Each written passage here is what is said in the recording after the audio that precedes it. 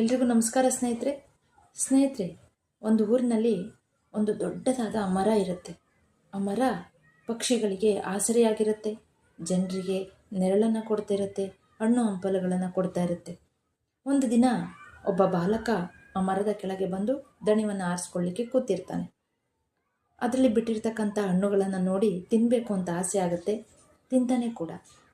ಕೆಲ ವರ್ಷಗಳ ನಂತರ ಆ ಬಾಲಕ ಬೆಳೆದು ದೊಡ್ಡನಾದ ಮೇಲೆ ಮತ್ತೆ ಆ ಮರದ ಬಳಿ ಬಂದು ಕೇಳ್ತಾನೆ, ನಾನೊಂದು ಮನೆ ಕಟ್ಟಬೇಕು, ಸಹಾಯ ಮಾಡ್ತೀಯಾ ಅಂತ.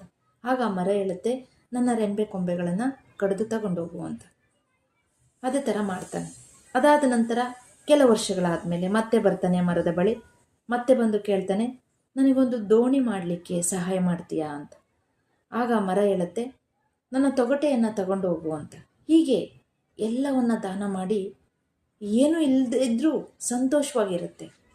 ಯಾಕೆ ಅಂದರೆ ಸೇವೆಯಲ್ಲಿ ತೊಡಗಿರುತ್ತೆ ಸ್ನೇಹಿತರೆ. ಅದು ಇತರರಿಗಾಗಿ ಸ್ವಾರ್ಥ ಇಲ್ಲದೆ ಮಾಡ್ತಕ್ಕಂಥ ಸಹಾಯನೇ ಸೇವೆ ಅಂತೇಳಿ ನಾವು ಕರಿತೀವಿ. ಅಂದರೆ ಸೇವೆ ಅಂದರೆ ಕೆಲಸ ಅಲ್ಲ, ಸಹಾಯ ಮಾಡ್ತಕ್ಕಂಥ ಮನೋಭಾವ. ಏನ ಪ್ರತಿಫಲ ಅಪೇಕ್ಷೆ ಮಾಡದೆ ಏನು ಫಲವನ್ನು ಬೇರೆಯವರಿಗಾಗಿ ಸಹಾಯ ಮಾಡ್ತಕ್ಕಂಥದ್ದು.